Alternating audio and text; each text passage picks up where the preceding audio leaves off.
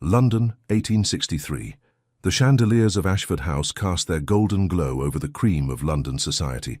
Ladies in silk gowns drifted across polished floors like exotic birds, while gentlemen in tailored evening wear exchanged pleasantries and business propositions in hushed tones. The annual Ashford Ball marked the pinnacle of the London season, an occasion where reputations were made, marriages arranged, and fortunes quietly negotiated. Lady Victoria Pembroke, the self-appointed guardian of societal propriety, stood near the entrance with her loyal circle of companions. Her sharp eyes missed nothing, especially not the sudden hush that fell over the gathering as the footman announced the next arrival. The Countess Rebecca Stuart. The announcement rippled through the ballroom. Heads turned, conversations halted, and fans fluttered with increased vigor. The woman who entered stood perfectly still for a moment, allowing the curious eyes of society to take her measure. Countess Rebecca Stuart was not what they expected. Her gown of deep burgundy silk was elegant but understated, lacking the ostentatious embellishments favored by those desperate to announce their wealth. Her raven hair was arranged in a sophisticated style that framed her face, a face that held a quiet dignity and an almost imperceptible sadness in her dark, expressive eyes. "A widow, I hear," whispered Lady Pembroke to her companions. "Recently returned from abroad, India perhaps, or was it the Americas?" "Neither," replied her companion, Mrs. Hawthorne. "I heard she was in Italy. Her late husband was the Earl of Westmoreland's second son. Died under mysterious circumstances, they say." How deliciously scandalous, Lady Pembroke's eyes narrowed. And yet she dares show her face at Ashford's ball. How very bold. Across the room, standing slightly apart from the crowd, was a man whose mere presence commanded attention. James Charlemont, the Duke of Harrington, observed the newcomer with calculated interest. At 34, the Duke had earned his reputation as London's most formidable bachelor. His dark hair and striking features had broken countless hearts, but it was his shrewd business acumen that had doubled his already substantial fortune and made him both feared and respected throughout England. "Who is she?" he asked his companion, Lord Edward Blackwood, without taking his eyes off the Countess. "Rebecca Stuart, widow of William Stuart, been abroad for nearly 3 years, returned to claim her late husband's estate in Berkshire." Edward provided the information with practiced efficiency. As the Duke's closest friend, he was accustomed to his sudden interests in beautiful women. "And what do we know of her character?" James continued, watching as Rebecca politely acknowledged Lady Ashford's welcome. "Very little. Keeps to herself. Declined most invitations until this one. The gossips have been working overtime, of course. Some say she fled England after her husband's death due to scandal. Others claim she was in mourning. No one seems to know the truth." A slight smile played at the corner of the Duke's mouth. "A mystery, then." "James," Edward's voice took on a warning tone, "she doesn't appear to be your usual type. There's something different about her." "Precisely what makes her interesting," James replied, straightening his cravat. "The season has been insufferably dull thus far." As Rebecca moved through the crowd, she felt the weight of scrutiny upon her. She had anticipated this, of course. 3 years away had not dulled her memory of London society's voracious appetite for novelty and scandal. She kept her chin lifted, her smile polite but reserved. The whispers followed her like shadows. "They say her husband gambled away their fortune before his death. I heard she has a child hidden away somewhere. My cousin swears she was seen in the company of an Italian count." Rebecca had learned to let such words wash over her like rain. None of these people knew her truth, and she intended to keep it that way. "Countess Stuart," a deep voice interrupted her thoughts. "May I have the honor of this dance?" She turned to find herself looking up at the Duke of Harrington. His reputation had preceded him even to the remote Italian village where she had sought refuge. Handsome, wealthy, and utterly merciless, both in business and in his dealings with women. His dark eyes held an intensity that unsettled her. "Your Grace," she curtsied slightly, "I'm afraid I must decline. I do not dance." Instead of appearing offended, a gleam of interest lit his eyes. "Not at all? Or merely not with me?" "Not at present," she clarified, maintaining her composure. "I have only recently returned to society." "All the more reason to announce your return properly," he countered smoothly. "One dance, Countess. Surely your period of mourning allows for that small pleasure." Rebecca studied him, recognizing the practiced charm that had undoubtedly swayed many women before her. "My mourning is my own affair, Your Grace, as are my pleasures." She offered a smile that didn't quite reach her eyes. "If you'll excuse me." She moved away, leaving the Duke staring after her with undisguised surprise and growing fascination. In all his years navigating the marriage market, few women had ever declined his invitations, and none had done so with such unapologetic directness. From across the room, Lady Elizabeth Harwick observed the exchange with interest. As Rebecca's childhood friend, and one of the few people who knew the true circumstances of her time abroad, she had worried about her friend's return to London. Seeing her hold her own against the notorious Duke offered some reassurance. "You've made quite an impression," Elizabeth murmured when Rebecca joined her by the refreshment table. "Turning down the Duke of Harrington is practically unheard of." Rebecca accepted a glass of champagne. "I didn't come to London to become another conquest in his collection." "Why did you come back?" Elizabeth asked gently. "Your letters were always vague. You could have stayed in Italy forever." Rebecca's gaze drifted toward the tall windows, where rain had begun to streak the glass. It was time. One cannot run forever, even when running feels safer than standing still. She took a small sip of champagne. "Besides, there are matters concerning William's estate that require my attention." Elizabeth wanted to press further, but years of friendship had taught her when Rebecca's defences were firmly in place. Instead, she changed the subject. "Lady Pembroke has been watching you like a hawk all evening. I suspect you'll be the primary topic at her tea tomorrow." "Let them talk," Rebecca replied. "They'll tire of me soon enough when they discover I have no scandals to offer." But across the room, the Duke of Harrington had not taken his eyes off her. For the first time in years, he had encountered a woman who didn't immediately succumb to his charm, a woman who carried herself with quiet dignity rather than desperate coquetry. The thrill of the challenge surged through him. "Edward," he said to his friend, "find out everything you can about Countess Stuart. Everything."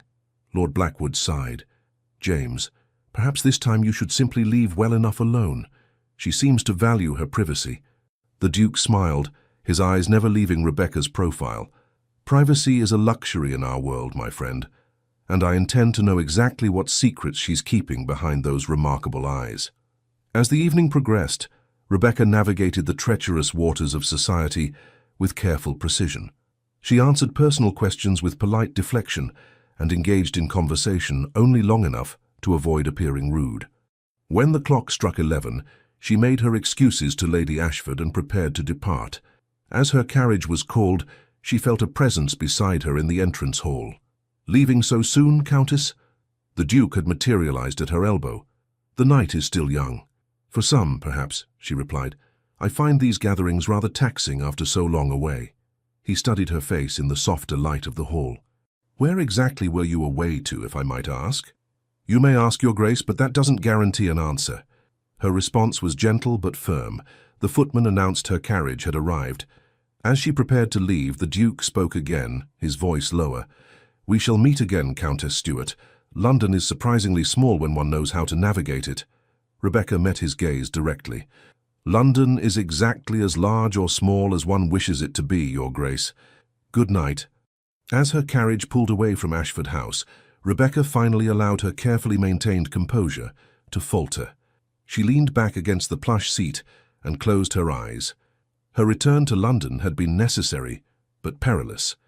There were secrets she had buried in Italy, secrets that must remain there if she was to reclaim any semblance of a life in England. The Duke of Harrington's interest was an unforeseen complication. Men like him were dangerous not because of their cruelty, but because of their persistence. He would not stop until he uncovered whatever mystery he believed she harbored.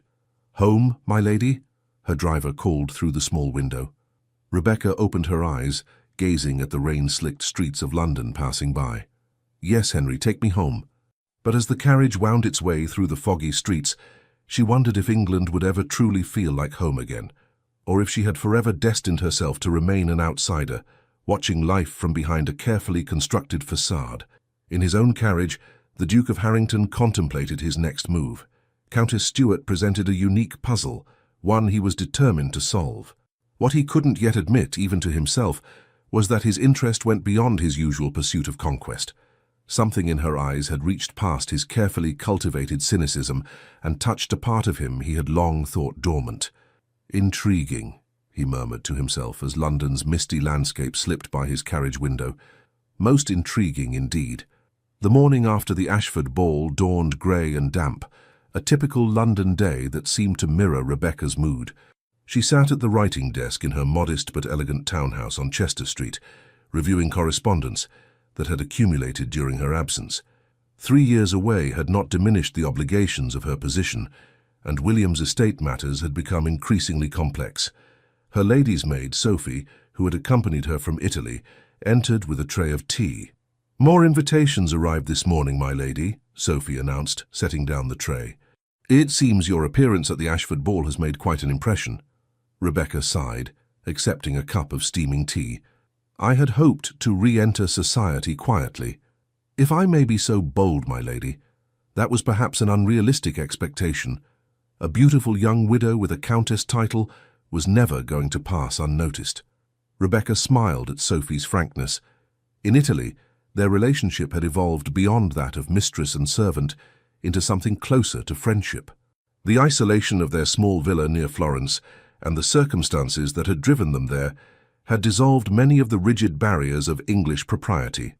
"Lady Elizabeth Harwick has invited you to tea this afternoon," Sophie continued, sorting through the invitations. "And Lady Pembroke has requested your presence at her musical evening tomorrow. I'll accept Elizabeth's invitation, of course, but I think I shall decline Lady Pembroke's. I've had quite enough scrutiny for 1 week." Rebecca picked up the letter from her solicitor. "I must visit Mr. Ainsworth today. There are matters regarding Briarwood that require my attention."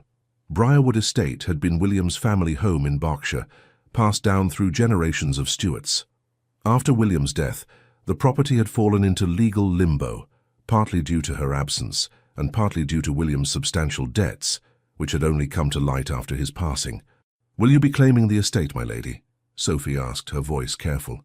They both knew what returning to Briarwood would mean, facing the memories of her brief, troubled marriage.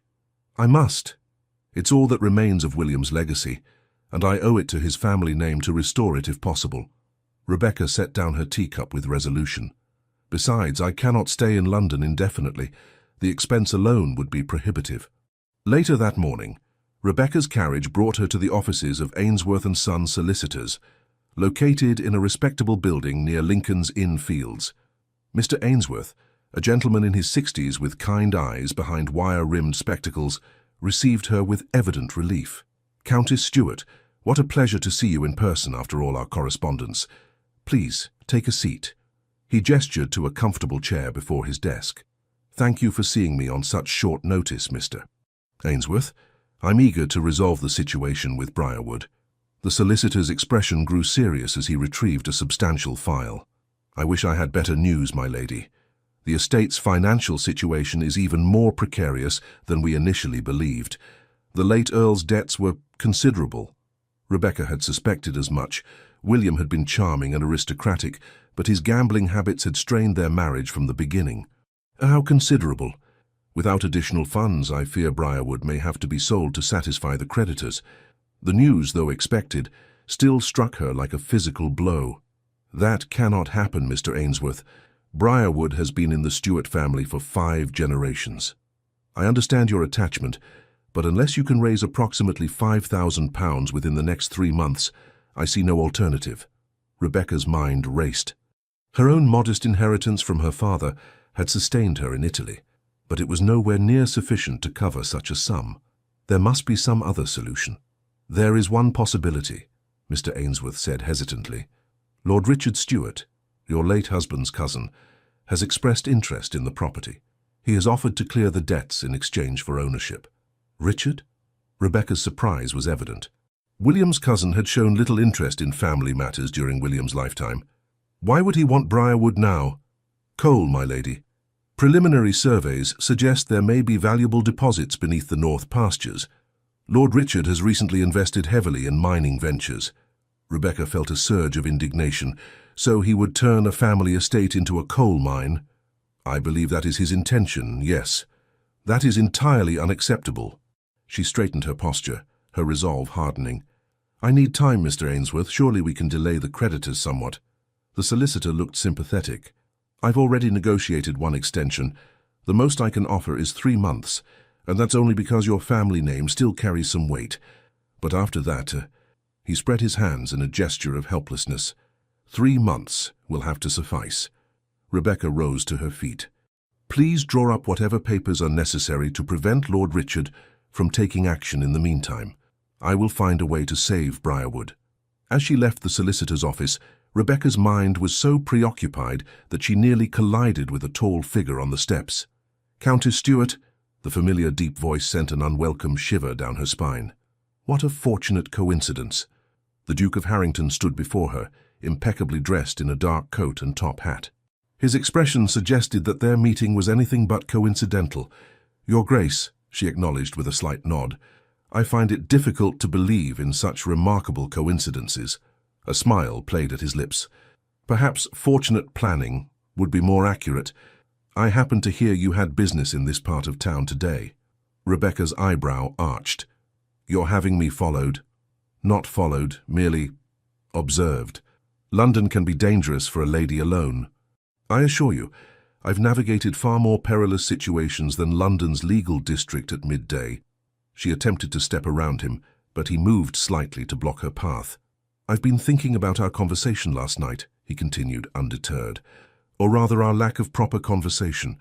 I believe we started on the wrong footing. Did we? I thought I made my position quite clear. Indeed. Which is why I'm here to offer a truce. Allow me to escort you to Lady Elizabeth's tea this afternoon.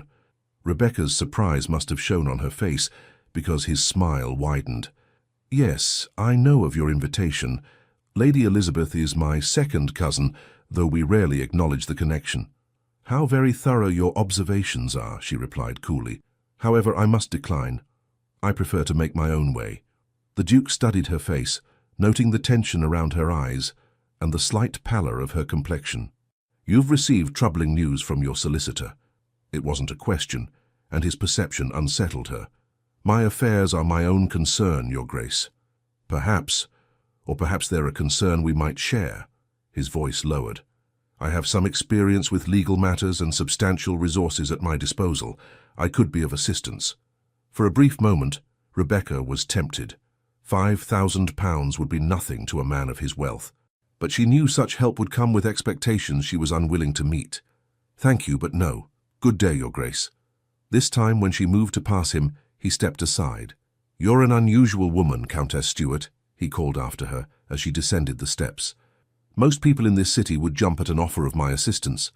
Rebecca paused and looked back at him. Perhaps that explains why you find my refusal so intriguing. I imagine it happens rarely. She continued to her waiting carriage, feeling his eyes on her back. Once inside, she took a steadying breath. The Duke was dangerous, not just because of his reputation with women, but because he seemed to see through her carefully constructed facade. Such perception could lead to questions she couldn't afford to answer. Her driver turned toward Chester Street, but on impulse Rebecca called out, "Change of plans, Henry. Take me to Paxton's bookshop on Oxford Street first." If she was to find a solution to her financial troubles, she needed information. Specifically, information about potential investments that might yield returns substantial enough to save Briarwood. And for that, she needed books on commerce and finance, subjects William had always dismissed as unsuitable for a lady's delicate mind. Meanwhile, the Duke of Harrington had other matters to attend to. In his study at Harrington House on Grosvenor Square, he received Lord Edward Blackwood's report on Countess Stuart. She's the daughter of Admiral Charles Sinclair, Edward began, consulting his notes. Mother died when she was young, educated at home by a series of governesses. Married William Stuart at 19, apparently a love match, though some suggest her father encouraged it due to financial difficulties after his retirement from the Navy. James listened intently, pacing before the fireplace. And Stuart? What sort of man was he? Charming, well-liked, terrible with money, gambling debts primarily, died in a riding accident 3 years ago at their country estate. After which she immediately left England, James noted. Why Italy, specifically? Edward hesitated. That's where things become unclear. She has no known family connections there. She took only her lady's maid and lived very quietly in a small villa near Florence. Few visitors, minimal correspondence. Almost as if she were hiding, James mused. Or mourning, Edward countered. Not everyone processes grief publicly. What about her financial situation? Precarious. Stuart left significant debts. The estate in Berkshire, Briarwood, is apparently at risk of being sold to satisfy creditors. She has a modest income from her father, but nothing that would save the property. James stopped pacing, his expression thoughtful. Interesting. And her reputation? Any scandals besides her hasty departure? None that I could uncover. By all accounts, she was a devoted wife despite Stuart's indiscretions. He was unfaithful, James's voice sharpened. Notoriously so, I'm afraid. It was something of an open secret in certain circles. This information stirred an unexpected feeling in James, something close to indignation on Rebecca's behalf. He dismissed it quickly. What of her activities in Italy? Surely a young, beautiful widow didn't live like a nun for 3 years. Edward shifted uncomfortably. James, I must say, this level of investigation feels excessive even for you. The Countess seems to value her privacy. Privacy often conceals secrets, Edward, and secrets are valuable in our world. James poured 2 glasses of brandy, handing one to his friend. Besides, my interest is purely academic. Nothing about your interest in women is academic, Edward replied dryly, accepting the drink. You're hunting, as you always do. I merely suggest that this particular prey might deserve to be left in peace. James smiled thinly. Your concern for the Countess is touching, but I assure you my intentions are honourable. Your intentions are never honourable where beautiful women are concerned. Perhaps it's time for that to change. The words surprised James almost as much as they did Edward, who nearly choked on his brandy. Good heavens, Edward exclaimed. Don't tell me one brief encounter has you contemplating reformation. James laughed, though it didn't quite reach his eyes. Hardly, but she presents a unique challenge, and I find myself curious about what lies beneath that composed exterior. Be careful, my friend. Some mysteries are better left unsolved. As the afternoon progressed, Rebecca found herself at Elizabeth's elegant home in Belgravia, where a small gathering of ladies had assembled for tea. To her relief, Lady Pembroke was absent, though several of her closest associates were present, their eyes following Rebecca's every move. You look exhausted, Elizabeth murmured as she poured tea for her friend. Was your meeting with the solicitor that dreadful? Worse than I anticipated, Rebecca admitted quietly. Briarwood may be lost unless I can raise a substantial sum within 3 months. Elizabeth's expression grew concerned. How substantial? £5,000. Oh, Rebecca, Elizabeth set down the teapot. That's significant. Indeed. And to complicate matters, William's cousin Richard is circling like a vulture. He wants to turn Briarwood into a coal mine. Elizabeth's nose wrinkled in distaste. That odious man. I remember him from your wedding. He spent the entire time complaining about the quality of the champagne while drinking excessive amounts of it. Despite her troubles, Rebecca smiled at the accurate description. The very same. I cannot allow him to destroy William's home, Elizabeth. Whatever our marriage became, I owe his family legacy more respect than that. Perhaps you could find an investor, Elizabeth suggested. Someone who might advance the money in exchange for a share in the estate's future profits. That was my thought as well. I've purchased several books on finance and investment opportunities. There must be some venture that could yield sufficient returns in time. Elizabeth hesitated, then leaned closer. There is another option, though I hesitate to suggest it. At this point, I'm open to any possibility. Marriage, Elizabeth said simply. There are several eligible gentlemen who would consider £5,000 a small price for a countess of your beauty and breeding. Rebecca's teacup clattered against its saucer. I have no intention of marrying again, Elizabeth. Not for money, not for security, not for anything. The vehemence in her voice caused several nearby ladies to glance in their direction. Elizabeth lowered her voice further. I understand why you feel that way after William, but not all men are like him. Perhaps not, but I've had quite enough of placing my fate in a man's hands. Rebecca composed herself. Besides, who would want a wife with my complicated history? You underestimate your appeal, Elizabeth replied. Half the gentlemen at the Ashford ball couldn't take their eyes off you, including the Duke of Harrington. At the mention of the Duke, Rebecca's expression closed. That man is the last person I would ever consider. His reputation with women is certainly problematic, Elizabeth conceded, but he is obscenely wealthy, and by all accounts, brilliant in business matters. He's also arrogant, presumptuous, and entirely too used to getting his own way. Rebecca set down her cup with finality. No, Elizabeth, I will find another solution. As if summoned by their conversation, a commotion at the entrance to the drawing room announced a new arrival. The Duke of Harrington strode in, commanding the attention of every lady present. He made a beeline for Elizabeth, bowing gracefully. "Cousin Elizabeth, forgive the intrusion. I was passing by and thought I might pay my respects."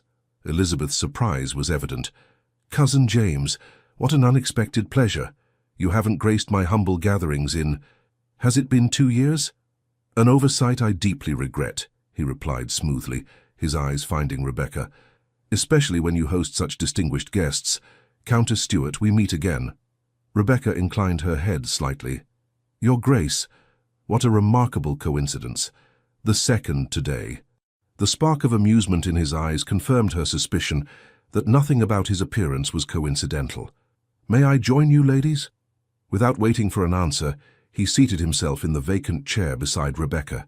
Elizabeth, clearly torn between amusement and concern for her friend, excused herself to attend to her other guests, leaving Rebecca alone with the Duke. "You're being terribly obvious, Your Grace," Rebecca said quietly, her eyes on the gathering rather than on him. "Am I? How refreshing. I typically pride myself on subtlety. What do you want?" She turned to face him directly, keeping her voice low. "Because this persistent attention is becoming tiresome." Instead of taking offense, he smiled. "Direct and honest. I appreciate that quality. Very well, I'll be equally direct. I want to know you, Countess Stuart. The real you, not the carefully composed facade you present to society." His frankness caught her off guard. "Why?" "Because you intrigue me. You're not like the other women in our circle. You don't simper, you don't flirt, you don't angle for attention or advantage. It's, refreshing. Perhaps I simply have no interest in the games of the ton." "Precisely. And that makes you the most interesting person in London at present." He leaned slightly closer. "I also suspect you're in trouble and could use an ally." Rebecca stiffened. "As I told you earlier, my troubles are my own. Briarwood is in jeopardy," he stated bluntly. "You need £5,000 to save it from William's creditors and his cousin's mining ambitions." She stared at him, shock momentarily breaking through her composure. "How could you possibly know that?" "I make it my business to know things, Countess. Information is power in our world." His voice softened slightly. "I could help you." "In exchange for what?" Rebecca's tone was icy. "Nothing inappropriate, I assure you. Merely your company. Dinner, perhaps. Conversation. A chance to know the woman behind the mystery. And if that doesn't satisfy you, what then?" The Duke's expression grew serious. "Contrary to what you may have heard, I'm not in the habit of forcing my attentions where they're not welcomed. I'm proposing a business arrangement, nothing more. Unless, of course, you desire something more." Rebecca nearly laughed at his audacity. "You are remarkably sure of your appeal, Your Grace." "Not at all. I'm merely offering options." He glanced around the room, noting the curious eyes upon them. "You need a solution, and quickly. I can provide it, with no strings attached beyond the pleasure of your company." The offer was tempting, dangerously so. But Rebecca had learned the hard way that men's promises often came with hidden costs. "I appreciate your generous offer, but I must decline." For the first time, genuine surprise crossed the Duke's features. "For you would rather lose Briarwood than accept my help. That seems an excessive price for pride." "It isn't pride, Your Grace, it's experience." Rebecca rose to her feet. "I've learned the danger of becoming indebted to men who collect beautiful things. Now, if you'll excuse me, I should bid Elizabeth farewell." As she walked away, the Duke remained seated, his expression unreadable. What Rebecca couldn't know was that her refusal had accomplished what her beauty alone could not. It had ignited not just his interest, but his respect. And James Charlemont, Duke of Harrington, had never respected a woman before. Later that evening, as Rebecca sat alone in her study reviewing the financial books she had purchased, Sophie entered with a small package. "This was just delivered for you, my lady. The messenger said it was urgent." Rebecca opened the package to find a slim volume bound in green leather. The title read, Modern Investment Strategies for the Discerning Gentleman. Inside the cover was a handwritten note. Countess Stuart, since you prefer to make your own way, perhaps this might prove useful.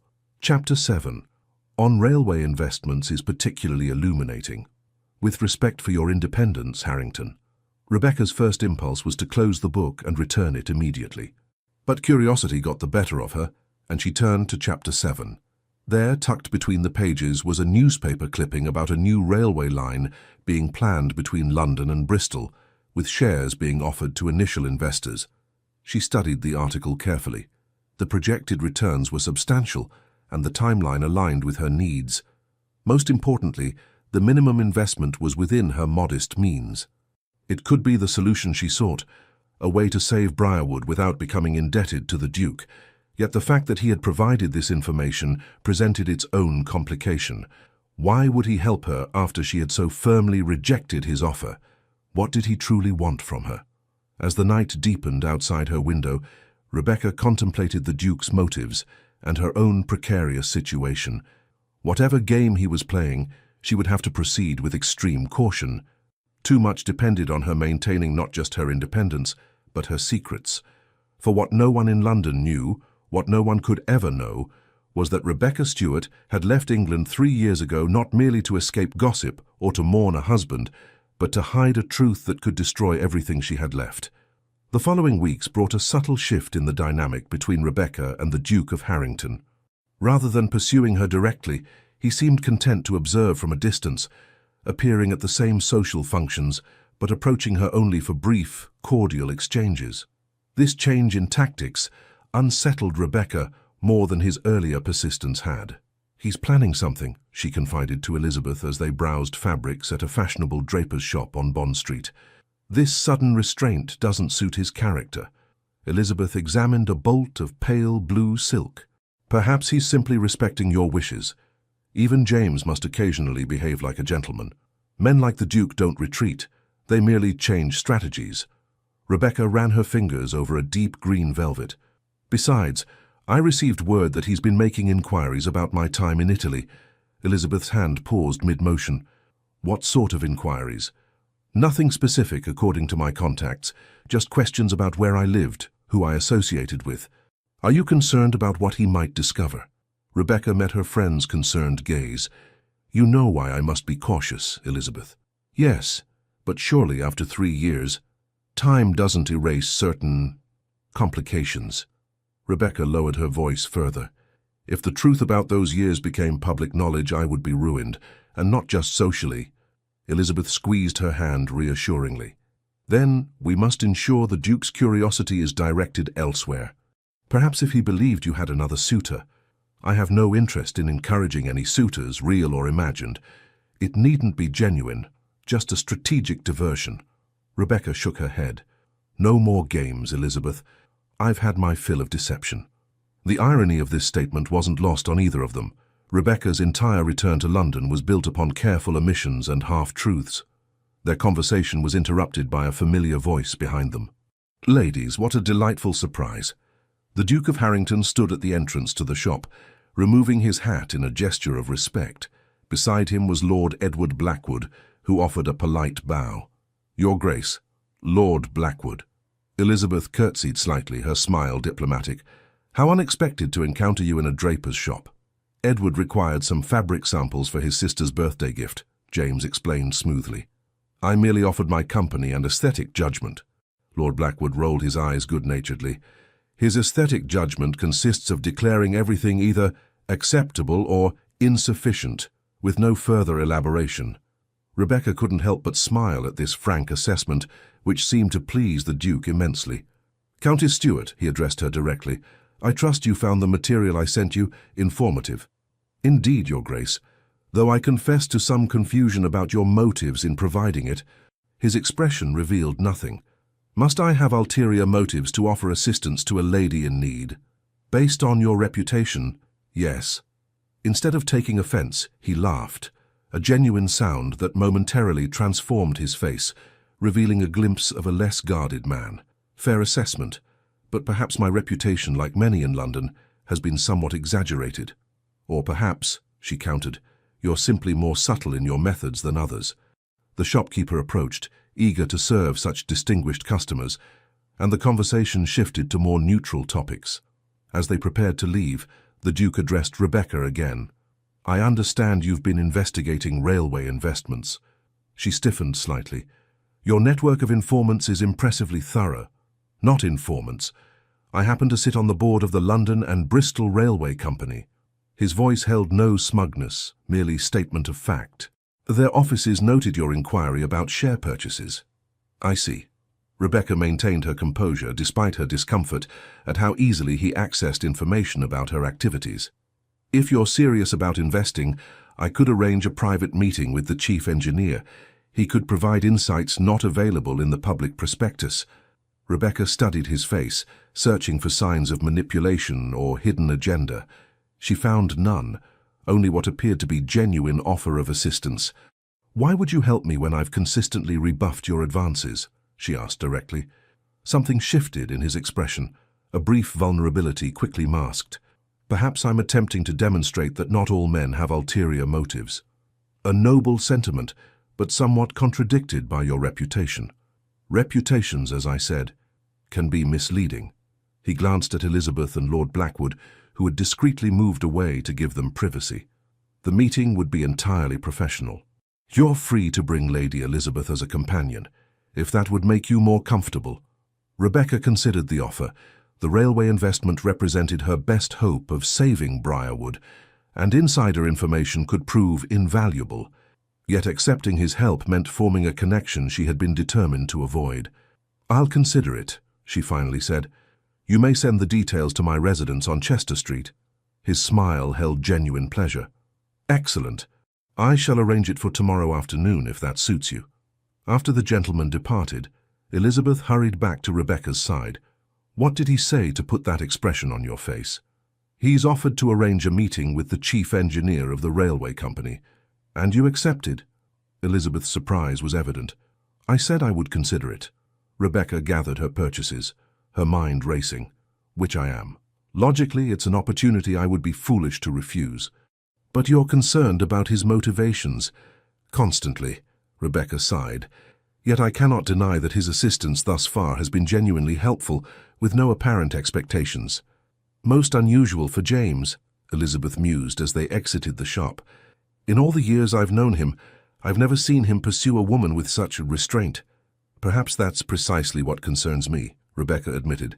This deviation from his established pattern suggests something different in his intentions, and different is unpredictable. The following afternoon found Rebecca and Elizabeth in the modest but respectable offices of the London and Bristol Railway Company.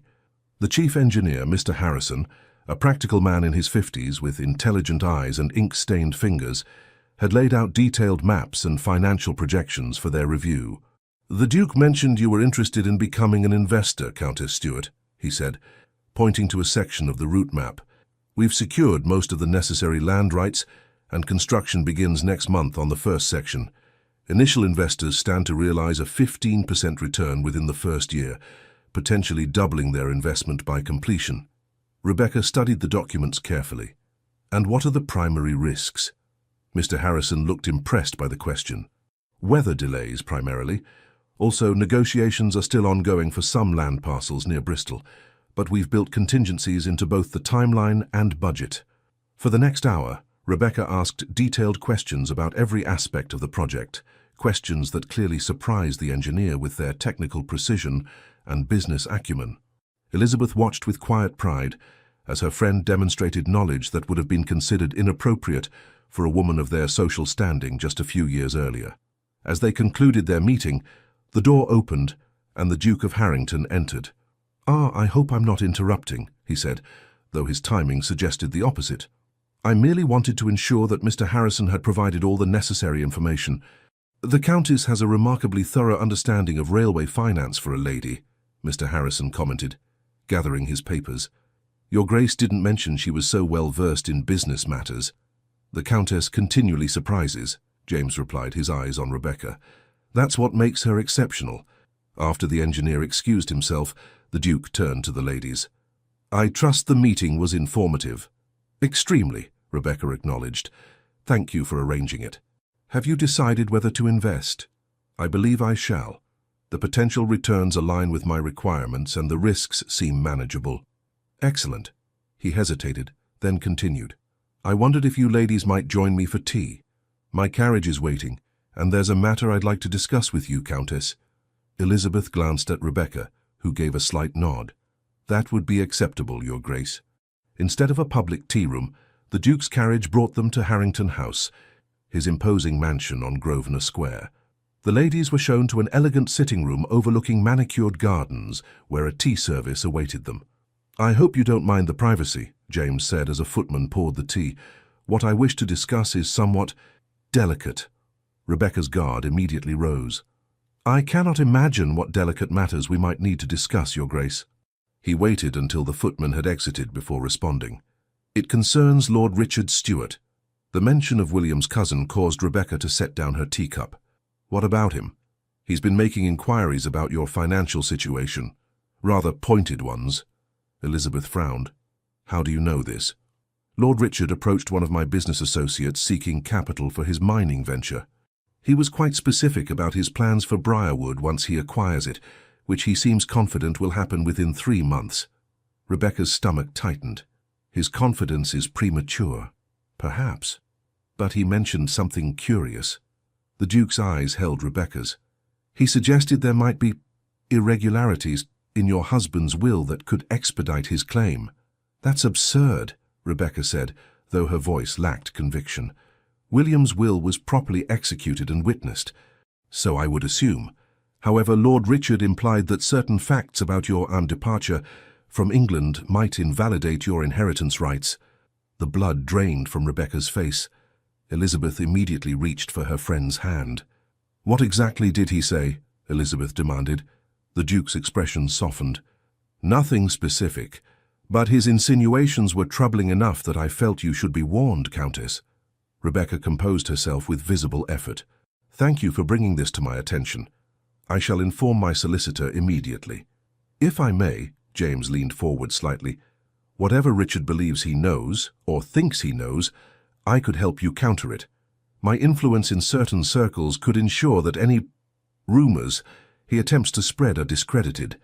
The offer hung in the air between them.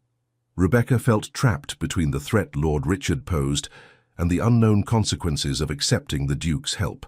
Why? She finally asked. Why involve yourself in my troubles? What do you gain? For a moment, James seemed genuinely at a loss for words, an unusual state for a man known for his verbal facility. I'm not entirely certain, he admitted with surprising candor. Initially, I confess it was curiosity, then challenge, but now... He paused. Now I find myself concerned for your welfare in a way that exceeds mere interest or amusement. The honesty in his voice was disarming. Rebecca exchanged a glance with Elizabeth, who gave an almost imperceptible nod of encouragement. I appreciate your concern, Your Grace, but I've learned through bitter experience that accepting help often comes with unexpected costs. Not in this case, he countered. Consider it reparation for the many times I've behaved less than honorably toward women in the past. A ghost of a smile touched Rebecca's lips. Seeking redemption, Your Grace? Perhaps. Or perhaps I simply wish to prove myself capable of disinterested kindness. His smile matched hers. Though I will admit, your company is far from a hardship. The atmosphere in the room had shifted, the tension giving way to something more complex, a tentative connection neither had anticipated. Elizabeth, sensing the change, rose to her feet.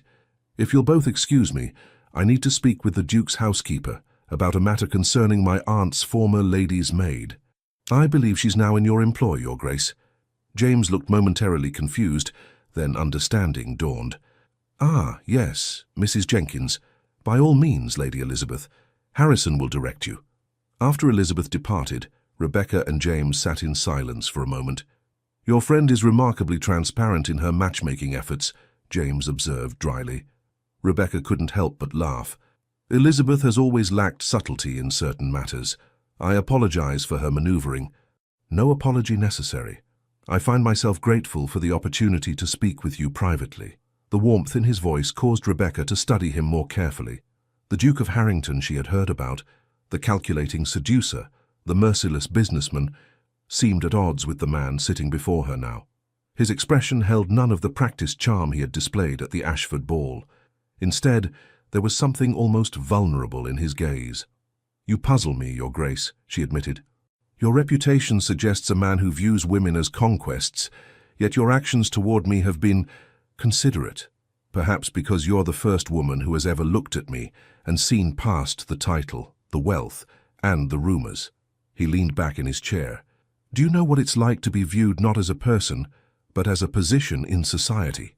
The question resonated with Rebecca in ways he couldn't know. "More than you might imagine. When we met at the Ashford ball, you didn't see the Duke of Harrington. You saw a man you found presumptuous and arrogant, which, admittedly, I was." His smile held self-deprecation. "You judged me on my behavior, not my status. It was refreshing. I doubt being found wanting was truly refreshing. Honesty always is, however uncomfortable." He set down his teacup.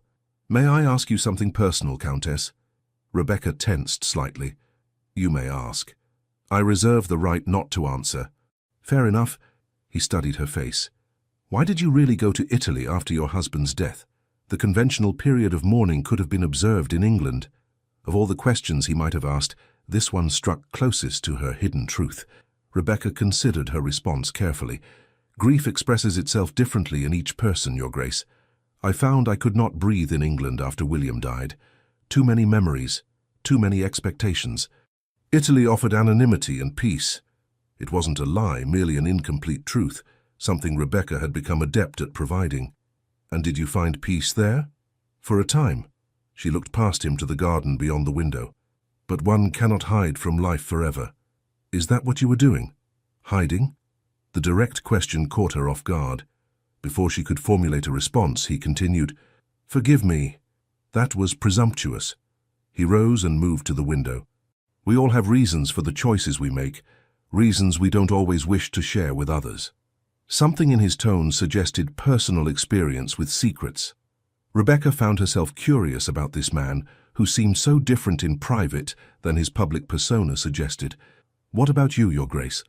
Does your reputation accurately reflect the man you are?" He turned back to face her, sunlight from the window casting half his face in shadow. "Parts of it, perhaps. I've certainly behaved callously toward women in the past. I've been ruthless in business. I've cultivated an image of detachment that serves me well in society." He paused. "But no, the reputation doesn't tell the whole story. Few reputations do." "And what parts does it miss?" His smile was tinged with irony. "That's a question I rarely consider. Perhaps that I read poetry, that I funded 3 orphanages anonymously, that I find most social functions tedious beyond endurance." "Why maintain the facade, then?" "The same reason anyone does, I imagine, protection." He moved back to his seat. "The world is kinder to those who meet its expectations, even if those expectations are unflattering." Rebecca found herself nodding in understanding. "It's easier to be the person others believe you to be than to convince them you are someone else entirely." "Precisely." His eyes held hers with unexpected intensity. "Though occasionally one meets someone who makes them wish to be seen for who they truly are." The implication hung in the air between them. Rebecca felt a curious fluttering in her chest, something she had not experienced since before William's betrayals had hardened her heart. "I should find Elizabeth," she said, rising abruptly. "We've imposed on your hospitality long enough." James stood as well. "Before you go, I want to make something clear about Richard Stewart. Whatever he believes he knows or can prove, I can help you counter it. No expectations, no conditions." "Why would you do that?" "Because I believe you deserve better than to be at the mercy of a man like Richard." His voice was earnest. "And because, despite what society may think of me, I am capable of simple human decency." Rebecca wanted to believe him. After years of guarding her heart and her secrets, the prospect of an ally, someone who might protect rather than threaten her precarious position, was tempting beyond measure. "Thank you," she said finally. "If Lord Richard makes any moves against me, I will consider your offer." It was a small concession, but the relief in James's eyes suggested it meant more to him than she had intended. As Rebecca and Elizabeth departed Harrington House, the Duke handed Rebecca into the carriage himself. Their gloved hands touched briefly, and for a moment something unspoken passed between them. a recognition of change, a possibility neither had anticipated. "Until next time, Countess Stuart," he said softly. "Until next time, Your Grace," she replied, surprised to find herself looking forward to that prospect. The carriage pulled away, leaving James standing on the steps of his mansion, watching until it disappeared from view. Inside, Rebecca sat in contemplative silence, while Elizabeth observed her with knowing eyes. "He's falling in love with you," Elizabeth stated simply. Rebecca shook her head. "Don't be absurd. The Duke doesn't fall in love. He conquers, he possesses, he discards. And yet I've never seen him look at anyone the way he looks at you." Elizabeth's voice softened. "More importantly, I've never seen you respond to anyone the way you respond to him." "I don't respond to him," Rebecca protested, though her conviction wavered. "You do. You come alive in his presence, arguing, challenging, engaging. It's the first time since William that I've seen the real Rebecca emerge from behind that carefully constructed facade of yours." Rebecca turned to gaze out the window at the passing streets of London. "Even if what you suggest were true, which it isn't, you know why any attachment would be impossible." Elizabeth reached across to take her hand. "Perhaps it's time to consider that the past need not define your future forever. 3 years is a long time, Rebecca. Circumstances change.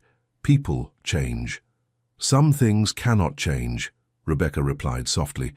"Some secrets cannot be shared. Not even with someone who might understand, who might help. Especially not with someone like the Duke."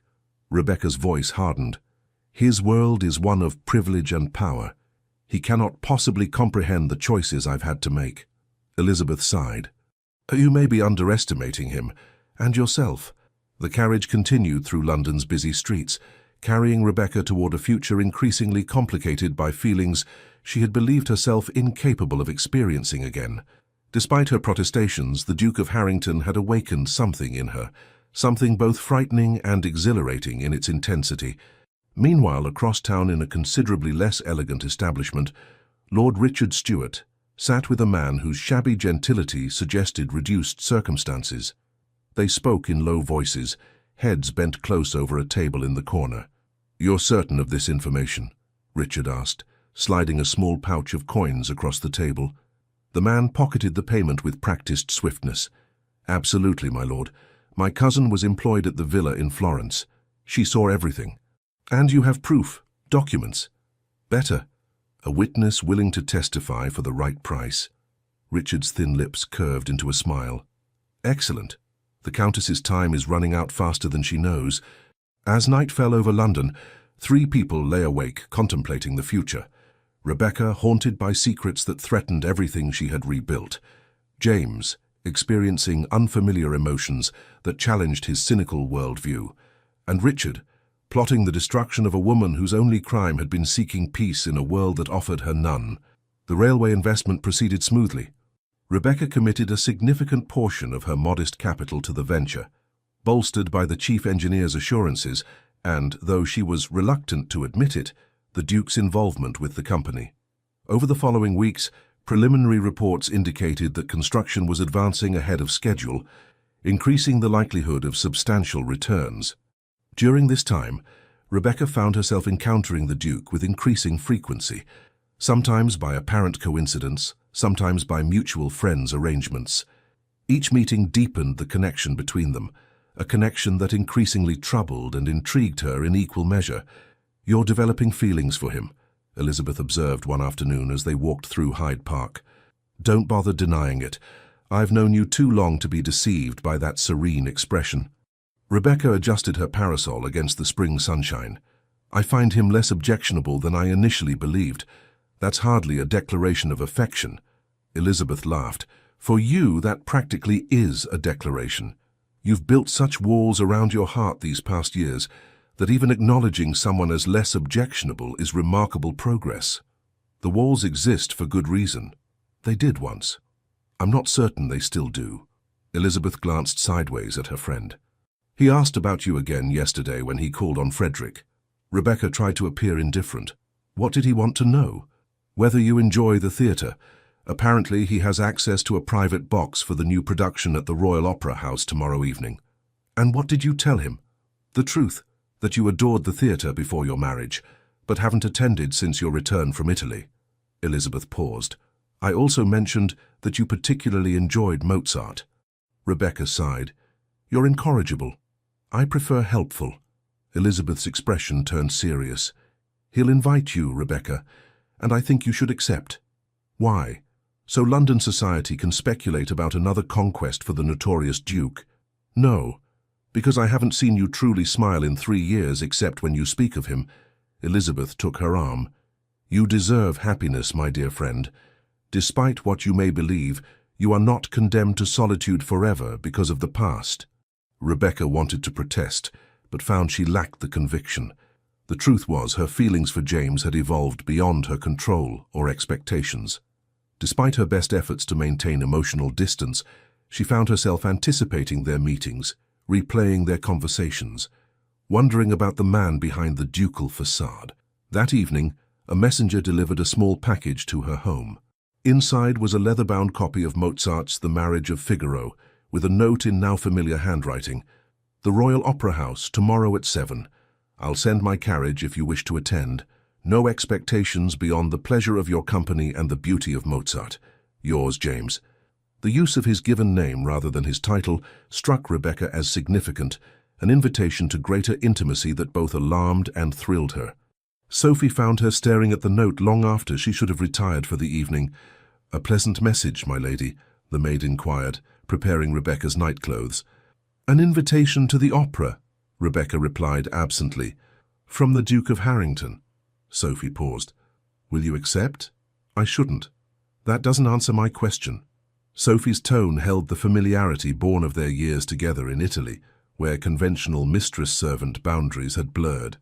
Rebecca looked up at her faithful companion. "What would you do, Sophie?" "I think, my lady, after everything you've endured, you deserve an evening of beauty and pleasure without guilt or fear." Sophie began brushing out Rebecca's dark hair. "The Duke seems genuinely taken with you. Is it so impossible that his interest might be honourable?" "Based on his history, yes." Yet even as she said it, Rebecca knew she was being unfair. The James she had come to know over recent weeks was far more complex than his reputation suggested. "People change, my lady." Sophie's voice was gentle. "Sometimes due to circumstances, sometimes due to meeting someone who makes them want to be better than they are." The following evening, after hours of indecision, Rebecca found herself stepping into the Duke's carriage.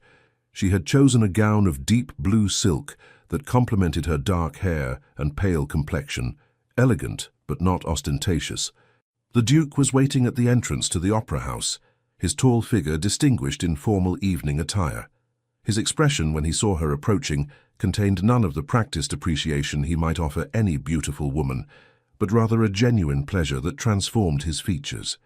"You came," he said simply, offering his arm. "Mozart is difficult to resist," she replied with a small smile. "And am I also difficult to resist?" The question was posed lightly, but his eyes were serious. "Increasingly so, much to my consternation." He laughed, delighted by her honesty. "I find your consternation far more flattering than false enthusiasm." As he escorted her to his private box, Rebecca was acutely aware of the curious glances and whispers that followed them. The Duke of Harrington with the mysterious Countess Stuart would provide gossip for weeks. "People are staring," she murmured. "Let them. I've endured their speculation for years. It becomes background noise eventually." The private box offered both excellent views of the stage and welcome seclusion from prying eyes. As the orchestra began the overture, Rebecca found herself relaxing for the first time in days. Music had always been her refuge, the one pleasure that transported her beyond her troubles. James watched her more than the performance, captivated by the genuine emotion that played across her features. This was Rebecca unguarded, responding to the beauty of Mozart's creation with an openness she rarely displayed in society. During the intermission, he procured refreshments, and they remained in the box, avoiding the social mingling in the lobby. "You're different when you listen to music," he observed, "more in present." Rebecca smiled. "Music speaks truth in a way words seldom manage. There's no deception in a perfect aria, no hidden motives in a beautiful melody." Unlike most people," she amended, "though I'm beginning to believe there may be exceptions." He met her gaze directly. I would like to be an exception in your eyes." The honesty of the statement caught her off guard. Before she could respond, the orchestra began tuning for the second act, saving her from having to articulate feelings she wasn't ready to acknowledge. As the performance concluded and applause filled the opera house, James turned to her. "Would you consider taking a short walk before returning home? The night is unusually mild for spring." The request was innocent enough, yet Rebecca hesitated, knowing that prolonging their evening meant lowering her defenses further. "Just to the gardens behind the opera house," he clarified, sensing her reluctance. Well within the bounds of propriety. "Very well," she agreed. "A short walk." The gardens were illuminated by strategically placed lanterns, creating pools of golden light among the shadows. A few other patrons strolled the pathways, providing the minimum chaperonage required by society's standards while allowing private conversation. "Thank you for joining me tonight," James said as they walked. "I've attended countless performances in that box, but never truly enjoyed one until seeing it through your eyes. You're a flatterer, Your Grace." "James," he corrected gently. "And it's not flattery if it's true." They paused beside a small fountain whose waters caught the moonlight in silver ripples. "May I ask you something personal?" he ventured. Rebecca tensed slightly but nodded. "Were you happy in your marriage? Before—" he hesitated. "Before whatever happened that sent you to Italy?" The directness of the question caught her off guard. Most people in their circle would never address such a topic so plainly. "Initially," she answered after a moment, "William was charming, attentive. He made me feel cherished. But it changed." "How?" Rebecca considered how much to reveal. "He had gambling debts I didn't know about when we married. As they mounted, he became desperate, then reckless. He began drinking heavily, staying away for days at a time." She paused. "There were other women, many of them. He made no particular effort to be discreet." James's expression darkened. "He was a fool." "He was troubled," Rebecca corrected, "and I was naive. I believed love could overcome any difficulty. And now I believe that love, while powerful, is not always sufficient. It requires honesty, respect, and trust to survive." She looked up at him. "Qualities I suspect you understand the importance of, despite your reputation suggesting otherwise." He was silent for a moment, his expression thoughtful. "My reputation as a seducer is not entirely undeserved," he finally said. "I've treated women as conquests, as temporary amusements. I've been careless with feelings and callous in my dismissals. Why are you telling me this? Because I want you to know who I was, so you can appreciate who I'm trying to become." His voice lowered.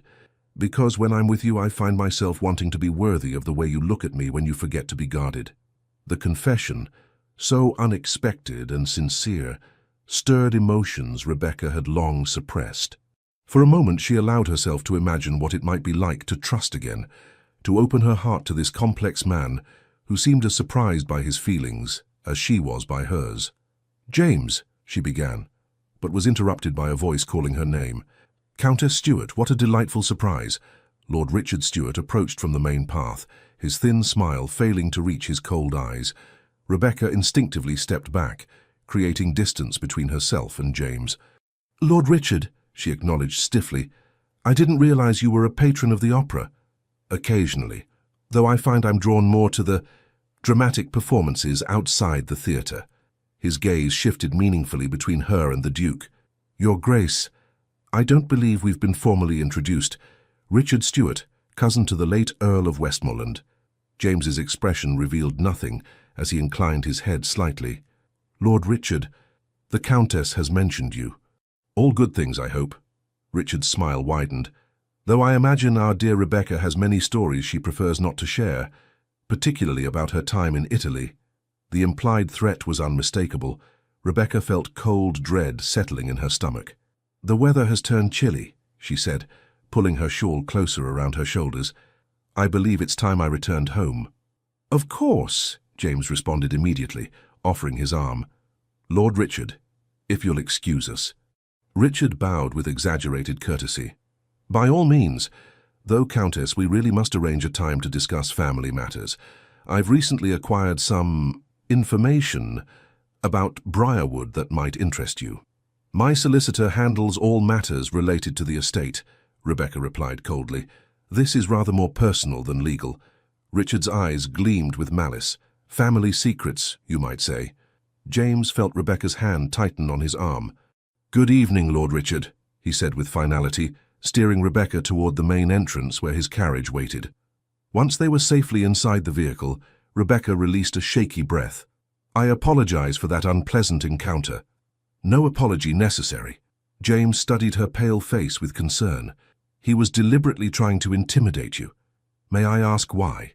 Rebecca turned to look out the window, unwilling to meet his eyes. "As I mentioned before, he wants Briarwood. He believes he has a stronger claim to it than I do." "Based on what?" "Legal technicalities, I assume." The lie tasted bitter on her tongue. James was silent for a moment. "Rebecca," he said finally, using her given name for the first time aloud, "I cannot help you if you won't trust me with the truth." She turned back to face him, her expression pained. "Some truths are too dangerous to share, even with those we care for." The admission of care hung between them, significant despite the circumstances. "There is nothing you could tell me that would change how I feel about you," he said quietly, "and nothing that would make me betray your confidence." For a brief, terrifying moment, Rebecca considered telling him everything. About William's final days, about her flight to Italy, about the secret she had guarded for 3 long years. The impulse was so strong she had to press her lips together to keep the words from spilling out. "I can't," she whispered. "Please understand." James took her hand gently. "Then know this. Whatever Richard thinks he knows or can prove, he will have to go through me to use it against you. I may not know your secret, but I will protect it as if it were my own." The promise, delivered with such conviction, brought unexpected tears to Rebecca's eyes. She had been alone with her burden for so long that the prospect of having an ally, even one who didn't know what he was defending, was overwhelming. "Thank you," she managed, her voice barely audible. They rode in silence for the remainder of the journey, hands still joined, each lost in thoughts of what had been said and what remained unspoken. When the carriage stopped at her townhouse, James escorted her to the door. "Despite Lord Richard's interruption, I hope you enjoyed the evening," he said. "I did." Rebecca found herself reluctant to part from him. The opera was magnificent, as was the company. His eyes held hers for a long moment. "May I call on you tomorrow? Perhaps a drive in the park if the weather permits." The proper response would be to decline, to retreat behind the walls she had built so carefully. But something in her rebelled against caution, against the loneliness that had been her companion for too long. "Yes," she said simply, "I would like that." His smile was like sunrise breaking through clouds. "Until tomorrow, then." He raised her gloved hand to his lips briefly, then returned to his carriage. Rebecca watched until it disappeared around the corner, her mind and heart in turmoil. Inside, Sophie was waiting to help her undress. "How was the opera, my lady?" "Beautiful," Rebecca replied absently, her thoughts elsewhere. "And the Duke?" Rebecca met her maid's knowing gaze in the mirror. "Unexpected, Sophie, in every possible way." As she prepared for bed, Rebecca knew she had reached a crossroads. Her feelings for James had grown beyond her ability to deny or control them. Yet her secret stood between them like an invisible wall, a wall that would crumble to dust if Richard Stuart had his way. The question that haunted her as she drifted into uneasy sleep was whether James's professed feelings would survive the revelation of her past. For the first time in years, Rebecca found herself hoping, against all experience and reason, that love might indeed be stronger than deception, stronger even than the truth she had fled to Italy to hide. The following days brought a subtle shift in Rebecca's relationship with James. Their drive in the park led to tea at Lady Elizabeth's home, which led to attendance at a small musical evening, which led to a private tour of his extensive library at Harrington House. Each encounter deepened their connection, drawing them into a closeness that both exhilarated and frightened Rebecca. London society observed this developing attachment with avid interest.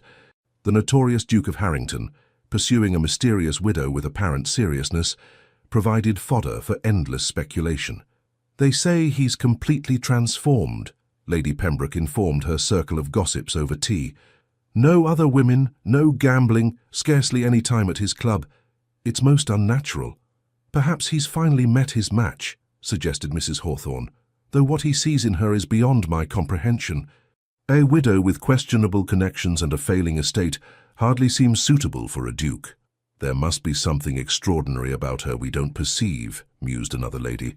Or perhaps it's merely a more elaborate game than his usual pursuits.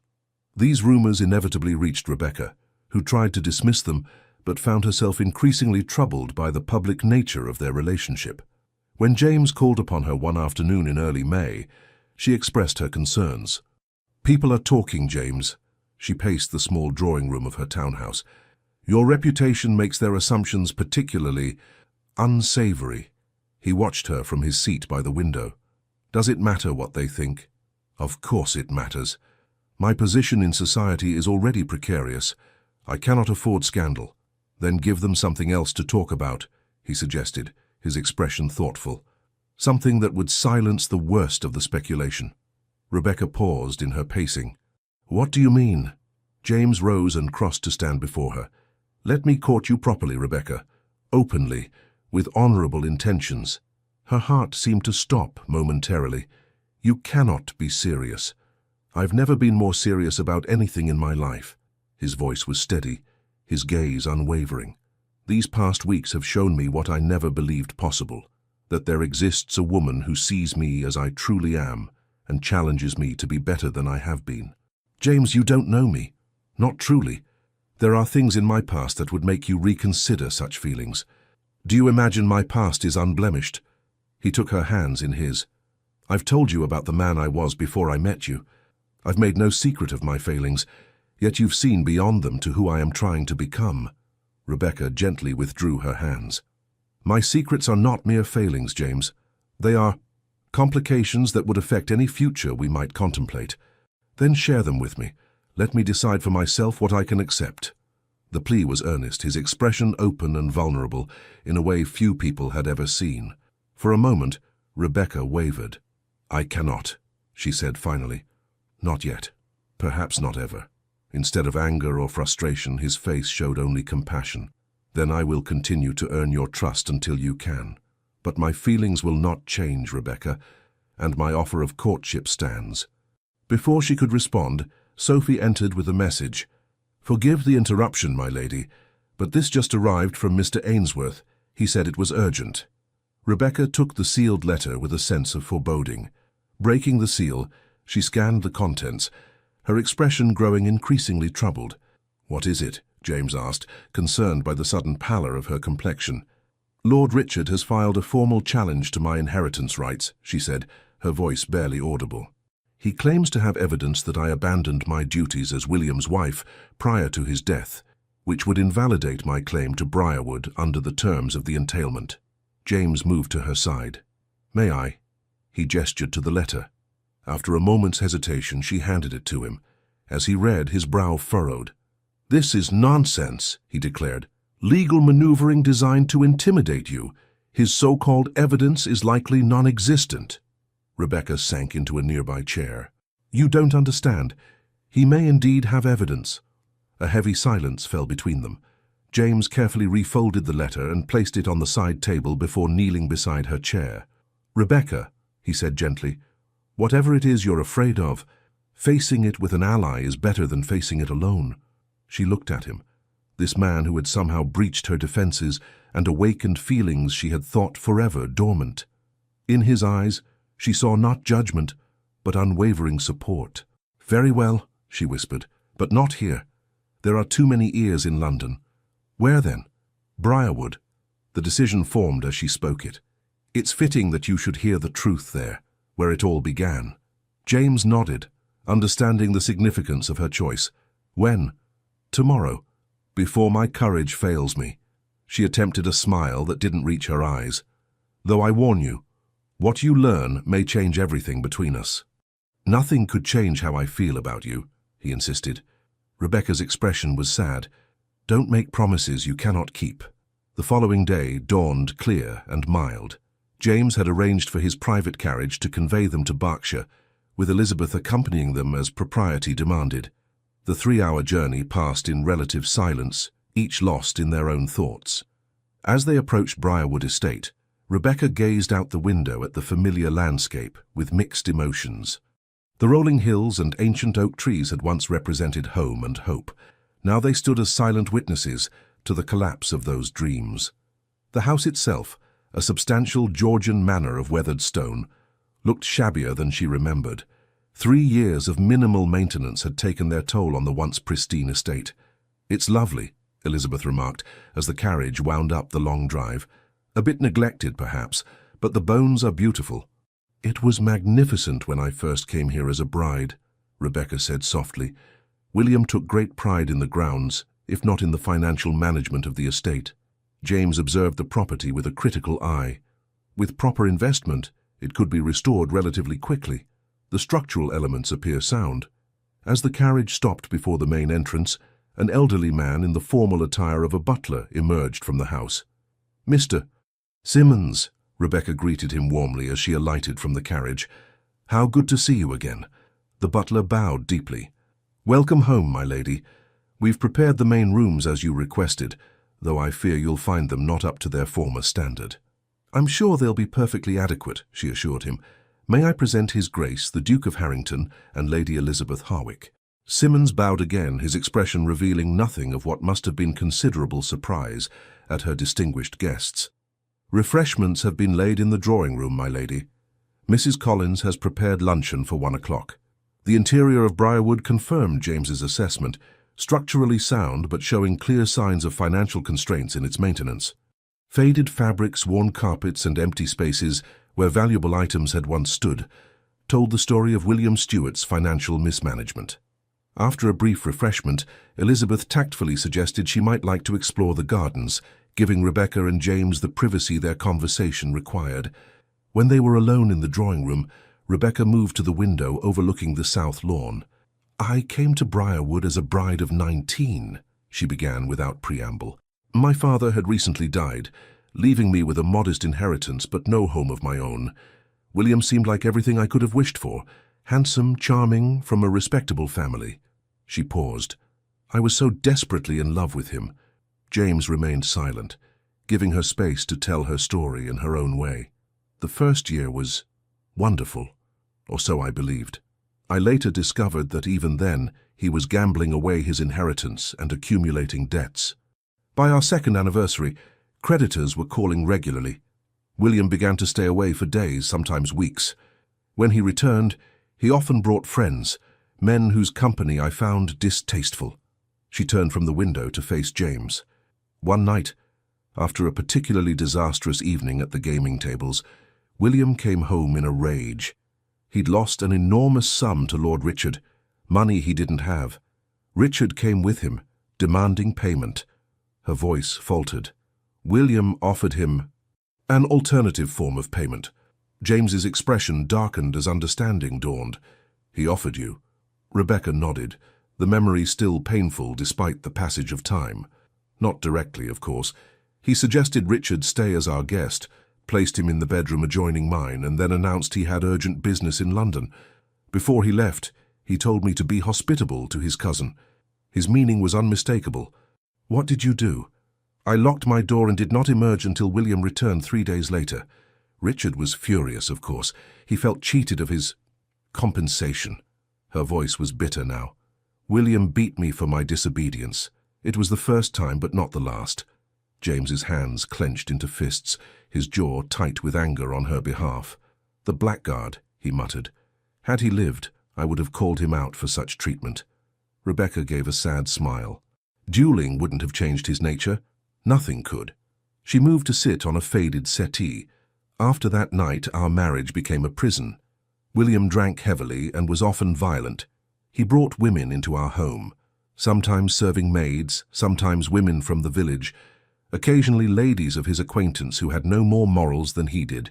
Why didn't you leave him? Seek protection from family or friends?" "I had no family left. And divorce was unthinkable for a woman of my position. I would have been utterly ruined. Besides, William made it clear that if I attempted to leave, he would ensure I was declared mentally unstable and confined to an asylum." She met James's gaze directly. "So I endured, until one night when endurance became impossible. This was it, the moment of truth she had dreaded and postponed. Rebecca took a deep breath. William had lost heavily again. He returned home drunk and in a vicious temper. Sophie was bringing my evening tea when he burst into my room. She swallowed hard. He began to beat me with his riding crop. When Sophie tried to intervene, he struck her as well. Something in me broke, James. Years of fear and humiliation culminated in that moment. I grabbed a heavy silver candlestick from my dressing table and struck him. James's expression was grim, but not judgmental. Self-defense is no crime, Rebecca. It became one when he fell, striking his head on the marble fireplace hearth. Her voice was barely a whisper now. He died instantly. The silence that followed her confession seemed to stretch endlessly. Rebecca couldn't bear to look at James, certain she would see horror or disgust in his eyes. "What happened then?" he finally asked, his voice carefully neutral. Sophie and I panicked. We knew that even with the years of abuse, I would likely be charged with murder. William had been careful to limit his violence to times when there were no witnesses beyond the servants, who would not be considered reliable against a peer's word, and he had friends in influential positions who would ensure I received no mercy. She rose and began pacing, relieving the tension that had built within her. We made a desperate decision. William had been planning to go riding early the next morning. We dressed him, carried him to the stables and arranged for him to be found on the grounds, as though he had been thrown from his horse and suffered a fatal head injury. And no one questioned this.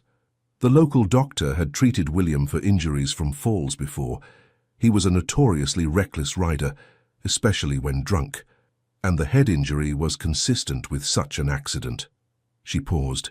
But we were terrified that someone might discover the truth. So after the funeral, I claimed I couldn't bear to remain at Briarwood with its memories. We fled to Italy, where no one knew us or our circumstances.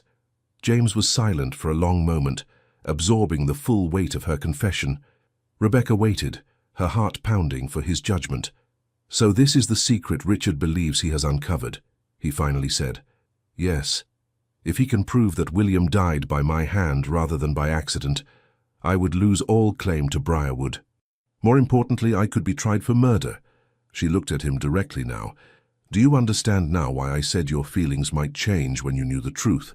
I am, by the strictest definition, a murderess."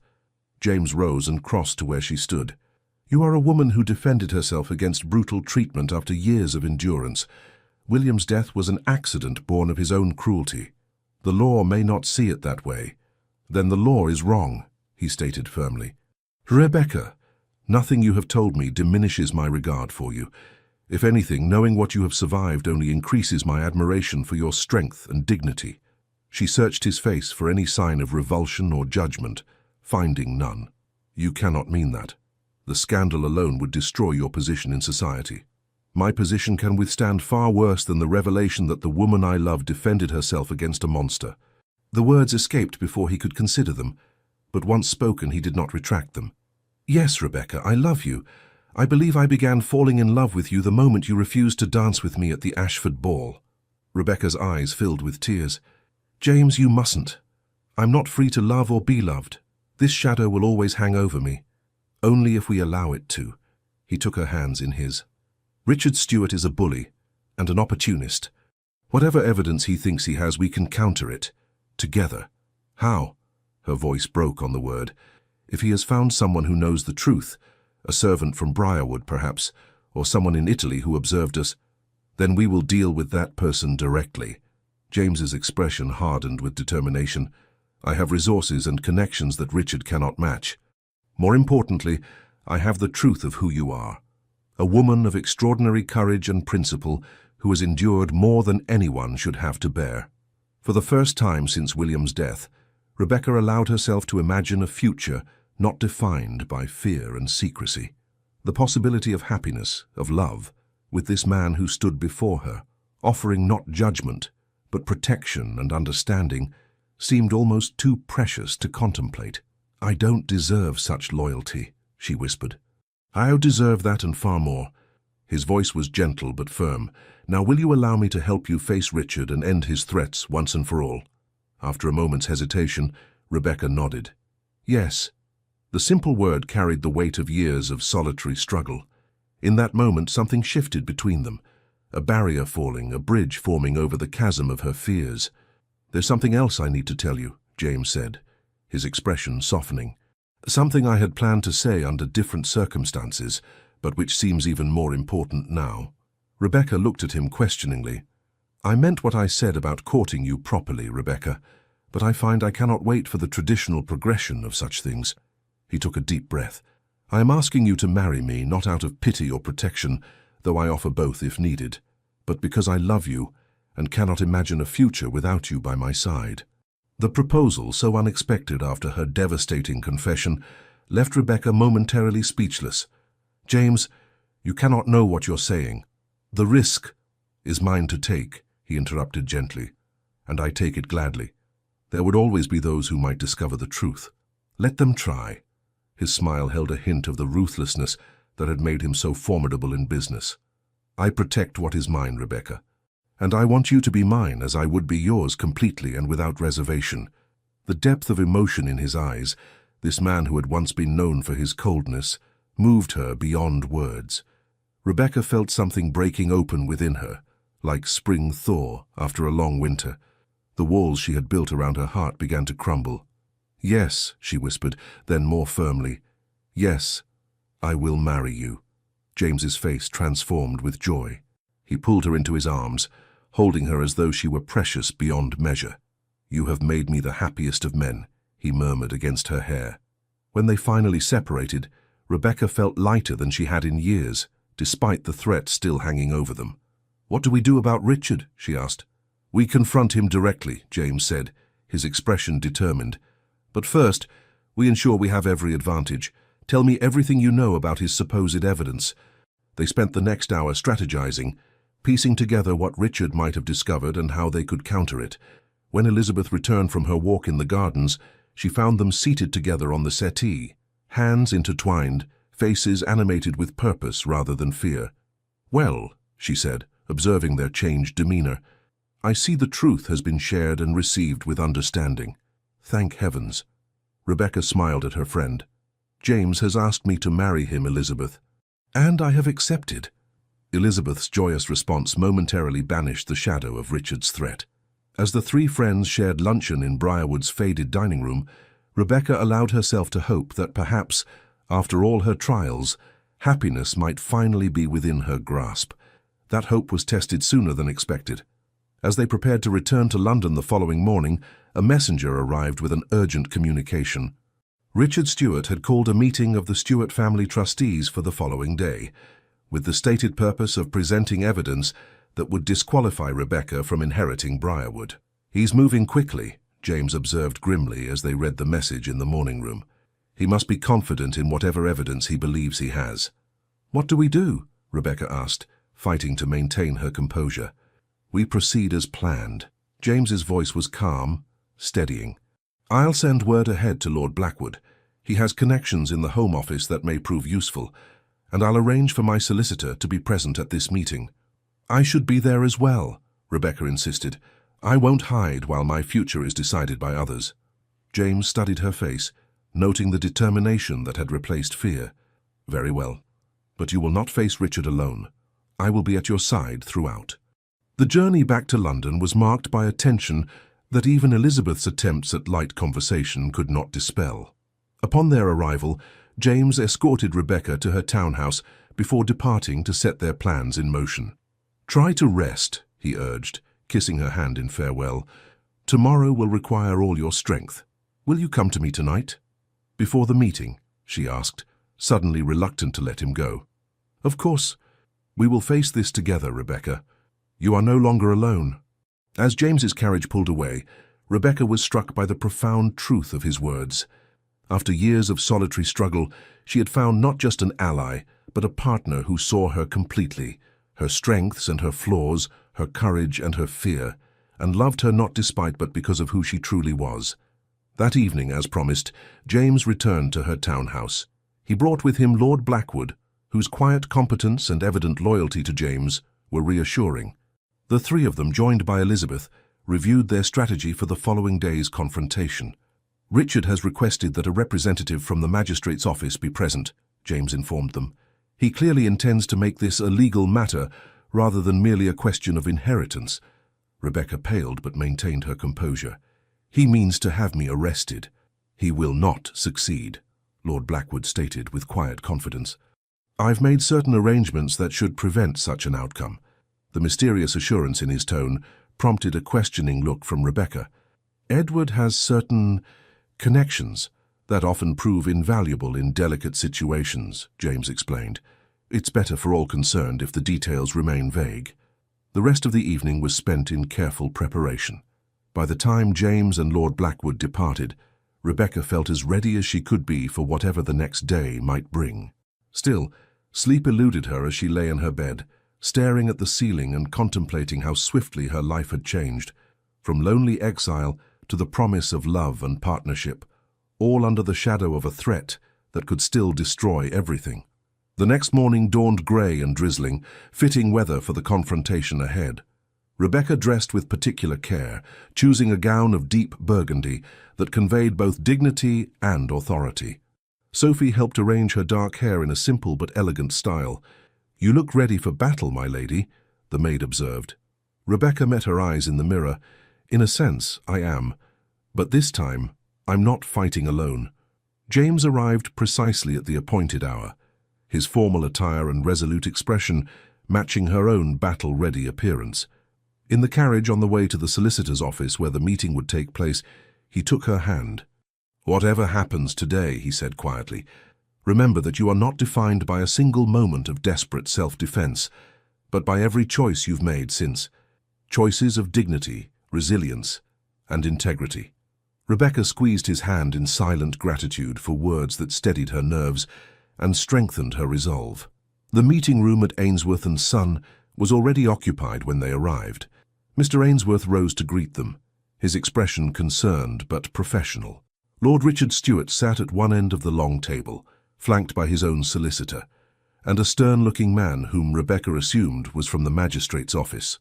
To her surprise, Lord Blackwood was already present, engaged in quiet conversation with another gentleman in official-looking attire. "Ah, the happy couple," Richard drawled as they entered. "How touching!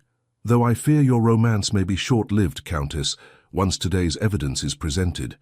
"Lord Richard," James acknowledged coldly, "I trust you will conduct yourself with the decorum expected of a gentleman, despite all evidence suggesting that term may be misapplied in your case."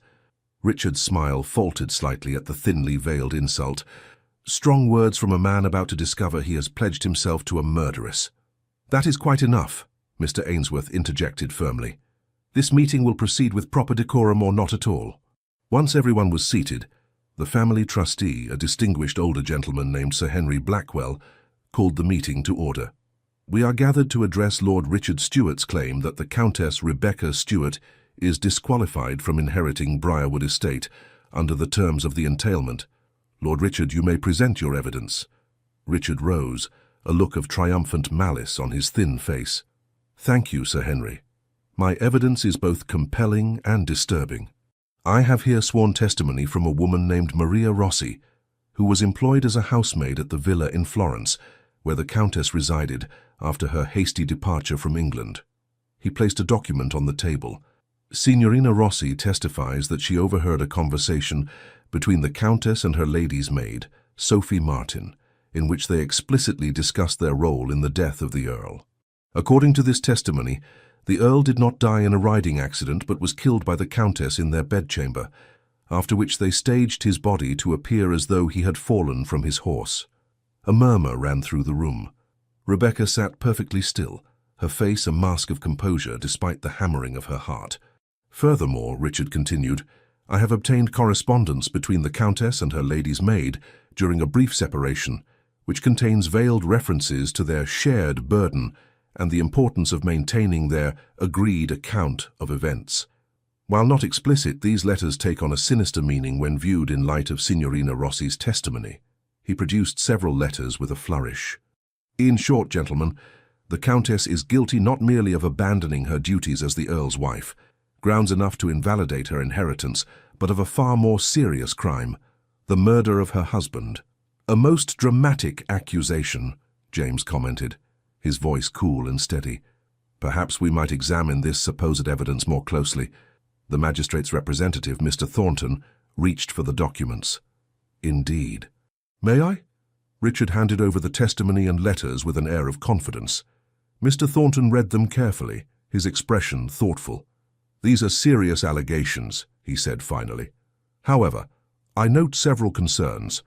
First, this testimony is not properly witnessed according to English law. Second, it comes from a single source who, by her own admission, overheard a conversation in a language not her native tongue.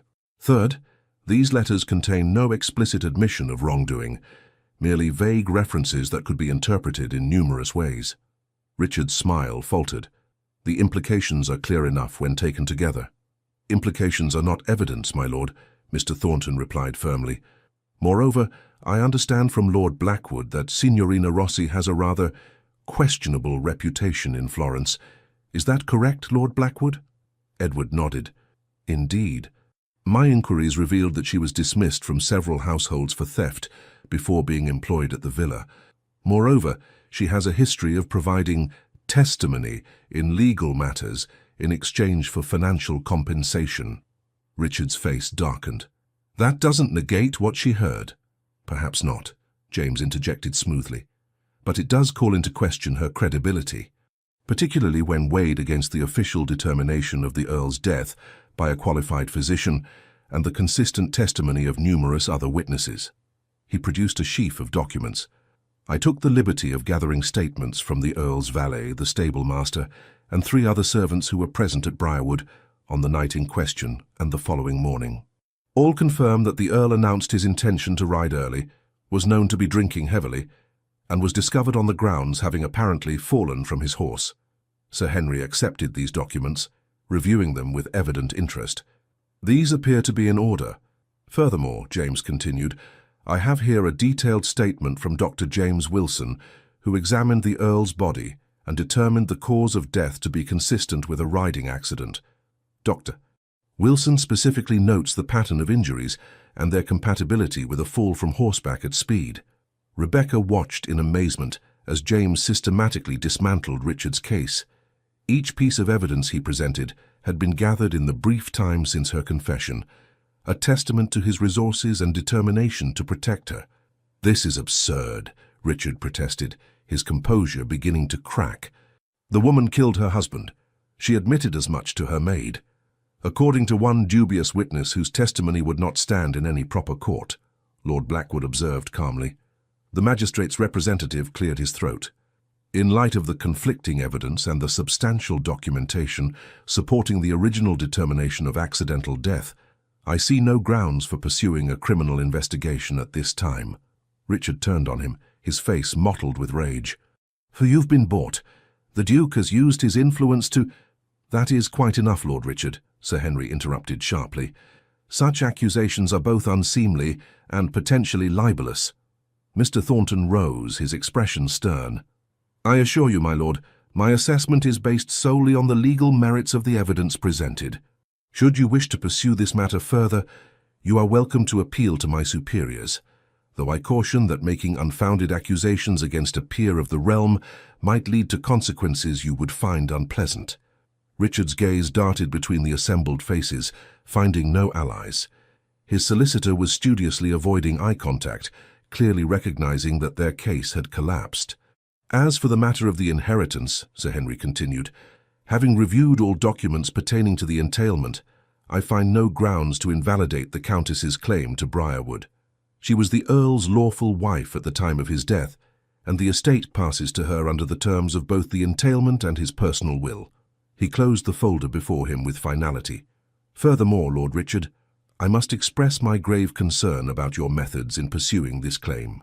Attempting to malign the reputation of a widow through such questionable means is beneath the dignity of your position. Rebecca sat in stunned silence, scarcely able to believe that the threat hanging over her for 3 years had been so decisively neutralized. Beside her, James squeezed her hand gently, his expression one of quiet triumph. Richard, his face now ashen with fury and humiliation, glared at Rebecca. This isn't over, he hissed. Your secrets will come to light eventually. Before anyone could respond to this threat, Lord Blackwood spoke, his voice deceptively casual. Speaking of secrets, Lord Richard, I've recently been in communication with a certain gentleman in Brussels who has quite interesting tales to tell about your activities there last year. Something about forged promissory notes and a married countess. Most fascinating. I'm sure society would find these stories most enlightening. Richard blanched, his mouth opening and closing without sound. I suggest, Lord Blackwood continued pleasantly, that you consider relocating to your hunting lodge in Scotland for an extended period. The Highland air is said to be excellent for clearing one's mind and adjusting one's priorities. The threat was unmistakable despite its polite delivery. Richard looked as though he might protest, but after a moment of tense silence, he gathered his papers and stormed from the room, his solicitor hurrying after him. As the door closed behind them, Rebecca released a shaky breath. "Is it truly over?" James nodded. "Richard won't risk further accusations, not with what Edward has on him. And without his claims, there is no case against you." Sir Henry approached them, a kind smile on his weathered face. "Countess Stuart, I believe congratulations are in order, not just for your vindication today, but for your engagement as well. The Duke is a fortunate man." "The fortune is entirely mine, Sir Henry," James replied, his eyes on Rebecca, "and I intend to ensure the Countess never again has cause to doubt her security or happiness." The aftermath of the meeting saw Rebecca and James returning to her townhouse, where Elizabeth and Sophie awaited news with barely contained anxiety. When Rebecca announced their victory, the relief in the room was palpable. "It's truly over?" Sophie asked, tears in her eyes. "Thanks to James and Lord Blackwood, yes." Rebecca turned to her fiancé with wonder. "I still scarcely believe how quickly you assembled the evidence needed to counter Richard's claims." James smiled. "Money and influence have their uses, particularly when deployed in a righteous cause." "And the letters?" she asked. "The ones Richard claimed were incriminating, were, as Mr. Thornton noted, vague enough to be interpreted in multiple ways. Without Signorina Rossi's testimony to provide context, they proved nothing." Elizabeth, who had been watching her friend closely, moved to embrace her. "You're free, Rebecca. Truly free to live and love without fear." The realization washed over Rebecca like a cleansing wave. For the first time since that terrible night at Briarwood, she could look to the future without dread. The secret that had weighed so heavily upon her had been shared and accepted by the man she loved, and the threat of exposure neutralized. "There's just one matter left to address," James said, taking her hand. "Briarwood requires significant investment to restore it to its former glory. I propose we begin those improvements immediately as our wedding gift to each other." Rebecca looked at him in surprise. "You wish to live at Briarwood, not Harrington House?" "I thought we might divide our time between the two, Harrington House for the London season and Briarwood for the remainder of the year." His expression grew serious. "Unless you prefer to sell Briarwood and leave those memories behind entirely." Rebecca considered the question thoughtfully. "No," she decided. "Briarwood deserves a chance at new memories, happier ones, and perhaps in time the sound of children's laughter in those halls." The joy that lit James's face at these words confirmed that she had made the right choice, not just about Briarwood, but about trusting this man with her heart and her future. Their wedding took place 6 weeks later, in the small church on the Briarwood estate. It was a quiet affair by aristocratic standards, attended only by close friends and those servants who had remained loyal through the difficult years. Elizabeth served as Rebecca's matron of honor, while Lord Blackwood stood as James's best man. As Rebecca walked down the aisle toward her future husband, she marveled at the journey that had brought her to this moment.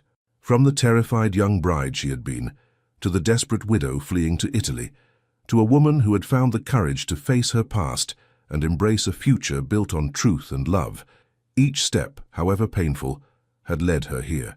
James watched her approach, his expression one of undisguised adoration. In his eyes, Rebecca saw not the notorious Duke who had first approached her at the Ashford ball, but the man who had proven himself worthy of her trust and her heart, a man who had seen her at her most vulnerable and loved her more deeply for it. "Dearly beloved," the vicar began as they stood before him, hands joined and hearts united. In that sacred moment, as they pledged themselves to one another, Rebecca silently released the last vestiges of fear that had defined her life for so long. The past would always be a part of her story, but it no longer had the power to determine her future. As they emerged from the church as husband and wife, the sun broke through the clouds that had threatened rain all morning, bathing Briarwood's grounds in golden light, a fitting symbol for the new beginning they had created together. "Are you happy, my love?" James asked softly as they stood receiving the congratulations of their guests. Rebecca looked up at him, her heart so full it seemed impossible to contain such joy. "More than I ever believed possible," she replied, "and more than I ever dared hope for." In the months and years that followed, Briarwood was indeed transformed, not just physically as James's resources restored the estate to its former splendor and beyond, but spiritually, as the shadows of the past gave way to the light of new beginnings. 2 years after their wedding, the sound of a child's laughter echoed through those once silent halls, fulfilling Rebecca's hope for Briarwood's future. Their daughter, Victoria Elizabeth, was soon joined by a brother, Charles Edward, completing the family that both Rebecca and James had once thought beyond their reach. London society eventually tired of speculating about the remarkable transformation of the Duke of Harrington from notorious rake to devoted husband and father. Those closest to the couple, however, understood that it was not a transformation but a revelation of the man James had always been beneath the cynical facade, and of the love Rebecca had never stopped believing in, despite the cruelties she had endured. On warm summer evenings, they would often sit together on the terrace overlooking Briarwood's gardens, watching their children play among the roses, while discussing the day's events or their plans for the future. "Do you ever regret it?" Rebecca asked on one such evening, the 5th anniversary of their wedding. "Taking on my burdens, my past." James took her hand, pressing a kiss to her palm with the same tenderness he had shown since the beginning of their love. "Not for a single moment. You gave me far more than I gave you, a reason to be better than I was, a family I cherish above all else, and a love I never believed existed outside of poetry." As the sun set over Briarwood, painting the sky in hues of gold and rose, Rebecca leaned against her husband's shoulder, surrounded by the life they had built together, a life founded on honesty, redemption, and the transformative power of love that sees beyond masks and mistakes to the truth of the heart within. For the mysterious countess who had arrived at a London ball amid gossip and murmurs, and the relentless duke who had asked, "Who is she?" had discovered together the answer to a far more important question, not who they had been, but who they could become when brave enough to reveal their true selves to each other. And in that revelation, they had found not just passion or companionship, but the rarest and most precious gift of all, a love strong enough to heal the wounds of the past and build a future neither had dared to imagine. The end. Dear listener, in the drawing rooms of London society, they believed they knew James and Rebecca completely, a rake who would never change, a widow with secrets too dark to share. How easily we place others in boxes, don't we? How comfortably we decide their stories have already been written. But what truly transforms Rebecca and James's tale from mere romance to profound wisdom is this: they refuse to let others define their possibilities. The most revolutionary act in their story isn't their passion or even their courage. It's their magnificent defiance against the notion that people cannot fundamentally change, cannot begin again, cannot surprise even themselves with who they might yet become. Isn't this the unspoken battle many of you face each day? The silent struggle against a world that attempts to diminish your horizons simply because of the number of candles on your birthday cake.